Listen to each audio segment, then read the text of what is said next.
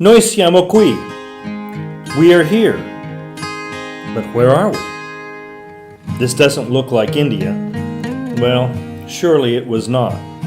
Language barriers had confused the men about the name of this place, Indiana. The Italian prisoners of war had come from Tunisia in North Africa, traveling to the United States by boat. By train to Indianapolis, and then by truck to this recently built cantonment for World War II prisoners of war. Camp Atterbury in south central Indiana is where they were, just 30 miles south of Indianapolis and 4 miles west of Edinburgh, Indiana.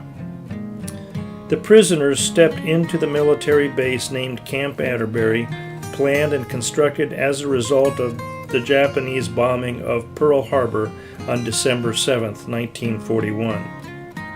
The original size of the camp was planned at just over 40,000 acres, and the POW camp was built on 75 acres near the center and north end of the military base. Camp Atterbury was activated on June 22, 1942, and the POW camp was authorized on September 23rd of the same year.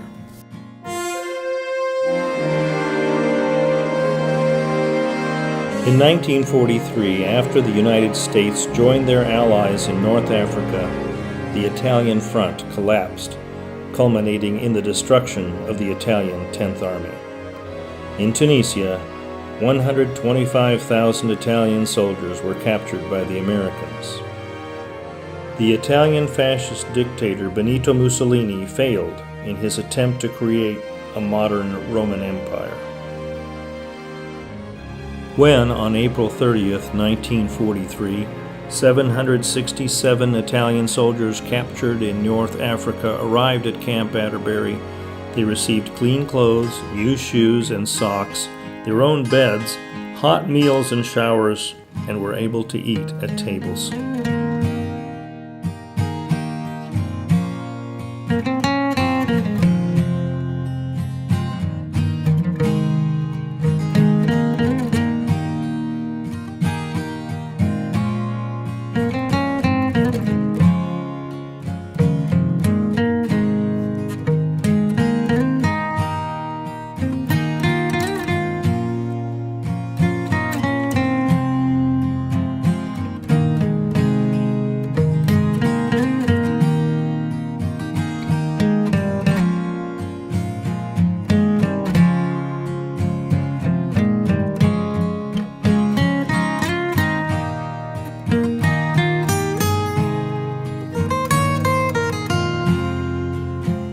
Most of the captured had little formal education, and some were illiterate, but many of the mostly 20-somethings knew and had practiced a trade.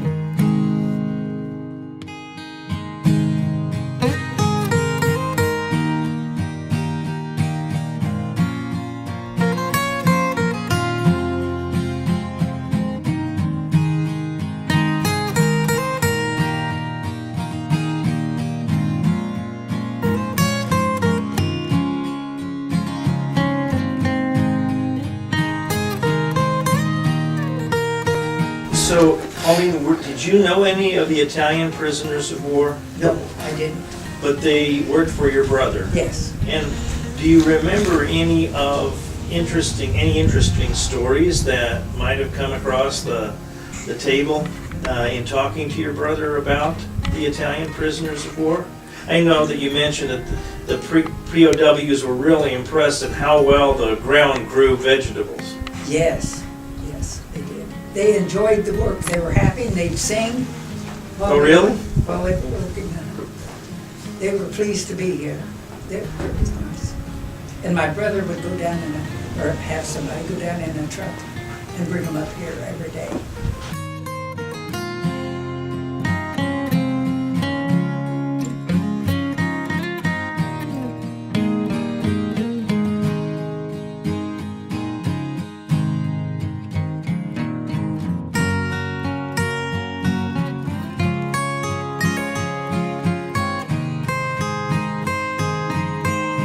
So, did Do you know any of the Italian prisoners of war when you were here? No.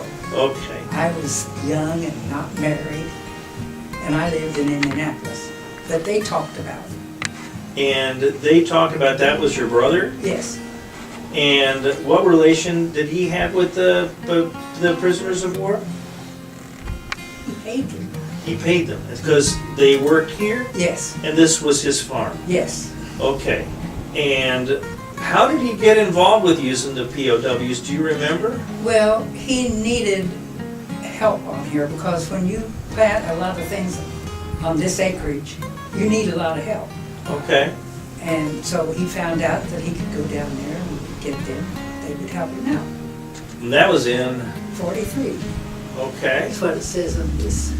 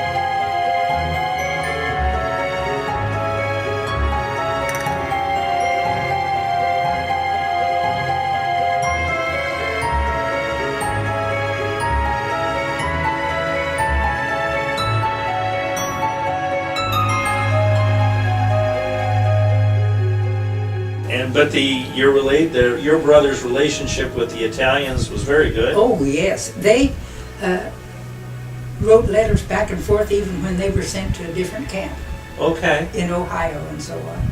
Yeah, they kept track. And they enjoyed it. And that's why they made these things, because they were so pleased. Let's see what they made here.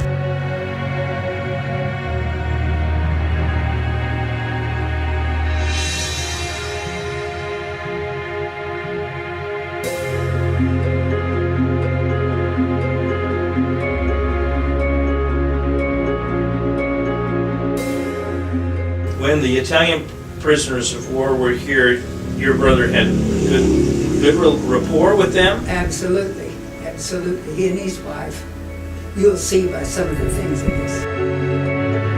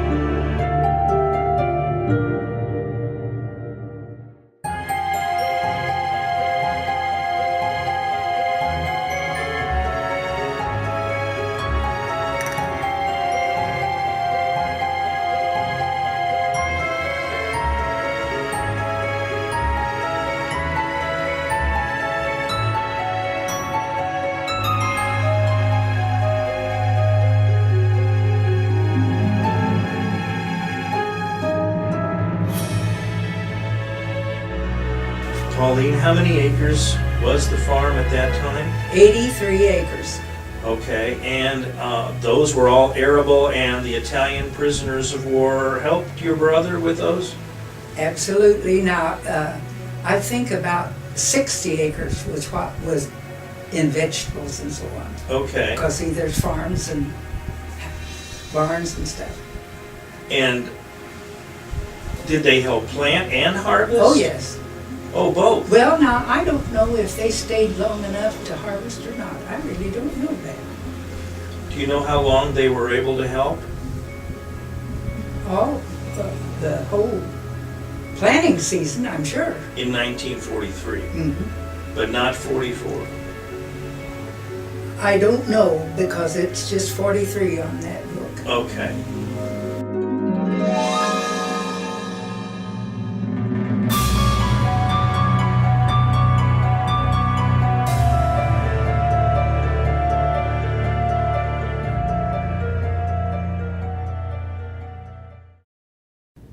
we're very excited that you chose the Italian Prisoner of War Chapel as the subject matter of your spring interactive exhibit. What made you decide that the chapel was important enough to dedicate an entire interactive exhibit to it? Well, we were having a morning member opening for another exhibit about 3 years ago. And after it was over, one of our members, Roy Zener, came up and said, "What do you know about Camp Atterbury?" And I said, "Well, honestly, I don't know a lot about Camp Atterbury other than our exhibit designer at the time would go down there for training." And he said, "Well, let me take you down there sometime." So we made a date and spent the day at Camp Atterbury. And he introduced me to many people, and part of what we did was tour the museum. And in the museum, there's a very nice display about the chapel. And I said, "What's this chapel?" And he said, "Well, the chapel's still here if you want to see it."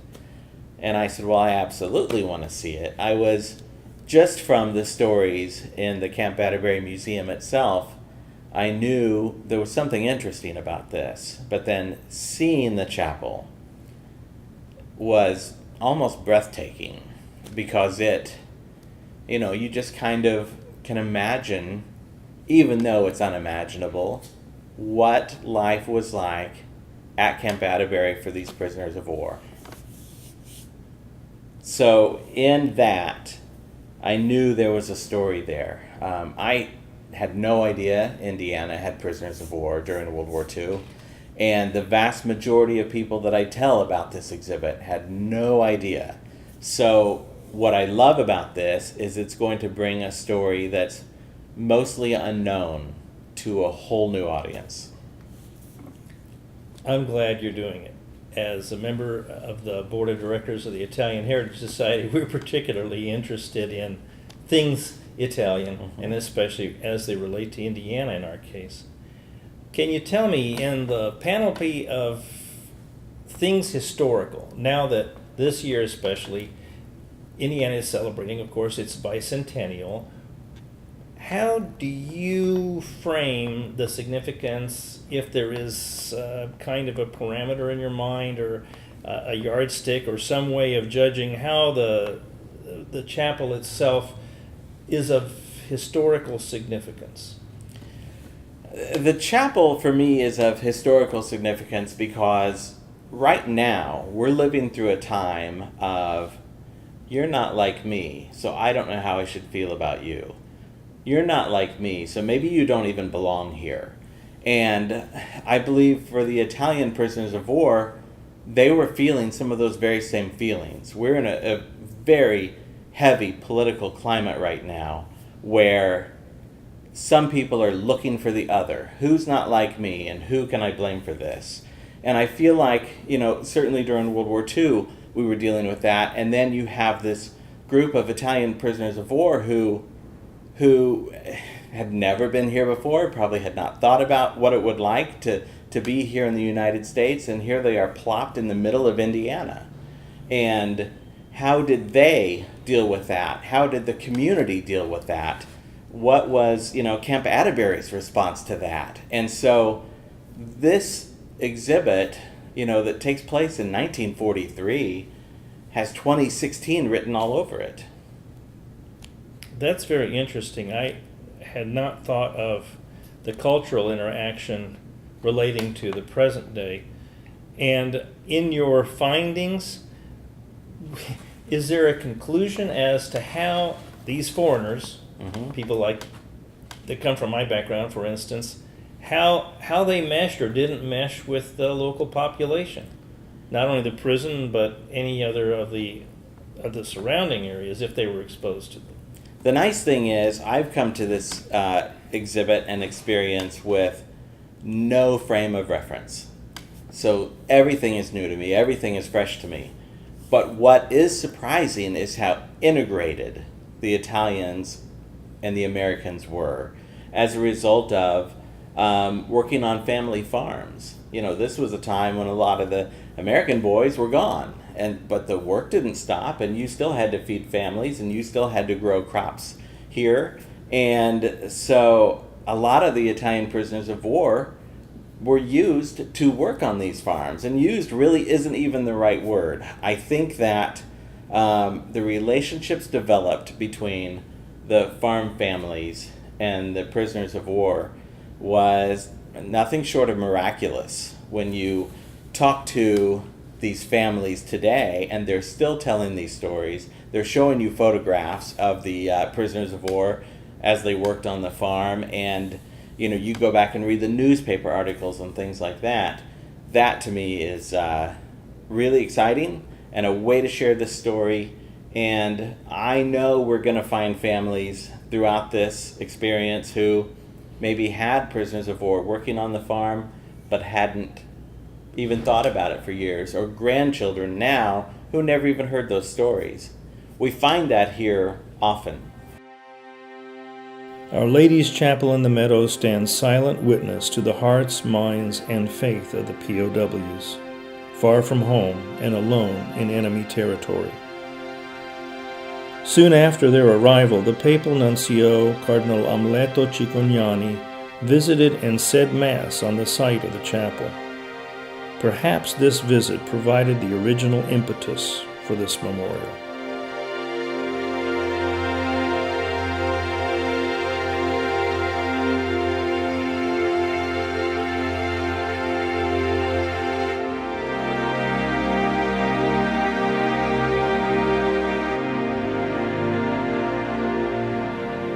Concerns for families at home seeking the consolation of their souls and a place to pray and worship.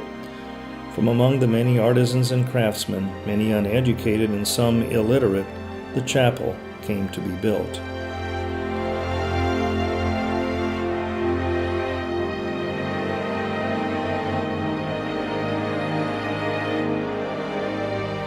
Inspired by Father Maurice Imhoff, their chaplain, the prisoners begged cast off materials, cement blocks, wood, and mortar from the camp, and constructed the 11 by 16 foot chapel. The interior decorations, fashioned after photographs provided by Father Imhoff, were painted from dyes from plants and even the prisoners' own blood. Save from dismantling by the wife of the commander in charge of the teardown and resale of the camp, the chapel has stood the test of time, neglect, and even wanton attack. After its restoration in 1989, someone tried to destroy the chapel, chopping a hole in the restored roof and setting flammable liquids afire inside it in an attempt to destroy it.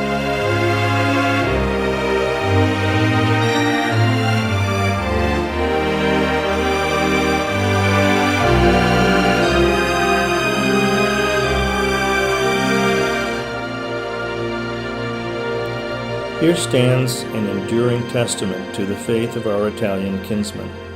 This sacred place served to create a space of serenity and contemplation, and an anchor for souls in a strange land far from home.